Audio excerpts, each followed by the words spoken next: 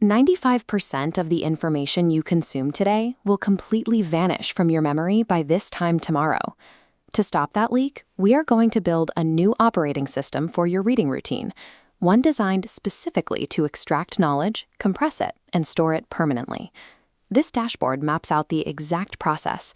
On the left, we track what happens inside your brain.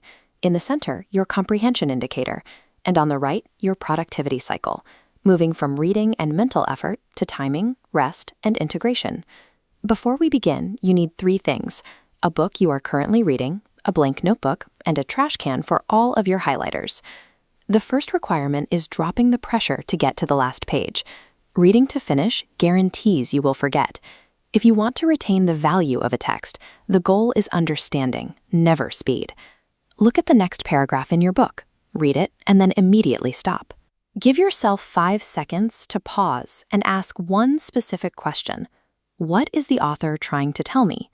In school, we were taught to plow through chapters to finish a syllabus on time. That trained us to falsely equate speed with actual learning. Looking at this diagram of the brain, you can see the problem. When you rush, words bounce off the surface. That's scanning. Memory is only created when those words sink in and glow. Your brain does not encode speed. It only encodes meaning. Engaging with that single question initiates the first phase of our process, tracking your transition from scanning to reading. This is a strict checkpoint.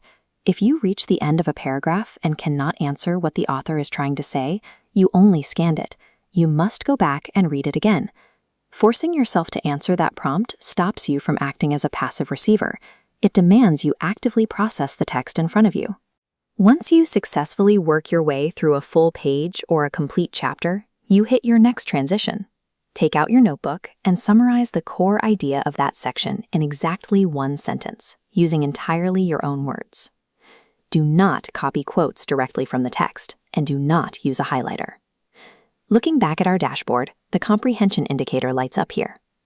Memory is forged by pulling information out of your head, rather than pushing it in. Formulating that original sentence requires mental heavy lifting. It triggers the active recall phase in our cycle. Consider Kim Peek, the real-life mega genius who inspired the movie Rain Man. He could read a book once and memorize it word for word, but holding all those exact words was largely useless to him. He struggled to apply any of the information because he did not comprehend the underlying ideas. When you compress a chapter's worth of information into a single, uniquely phrased sentence, you prove that true learning has actually occurred. Now you close the book. The active reading session is over, and the integration phase begins. You are going to review your 1-line summary on a strict schedule, exactly once after 10 minutes, and once again after 24 hours. During these reviews, you must rely entirely on your notebook. Never reopen the source text to check your work. Returning to the dashboard, watch what happens in the brain. By looking at your summary right when the brain is preparing to discard the information, a distinct neural pathway solidifies. That timing activates the 10-minute clock and the 24-hour rest interval. Reaching that 24-hour mark successfully completes the retention workflow, locking the knowledge in place. You are hijacking the brain's natural forgetting process. Delivering the right stimulus at the exact moment of decay turns temporary thoughts into permanent mental assets. That is the complete protocol. Pause 5 seconds after every paragraph, synthesize the chapter into 1 line, and review that line at 10 minutes and 24 hours. Tracking how many books you finish in a year is a vanity metric. The only measurement of success that actually matters is how much of that knowledge you can apply. So pick up the book you are currently reading, turn to your bookmark, and apply the 5-second pause to the very next paragraph. In the end, merely consuming pages accomplishes nothing.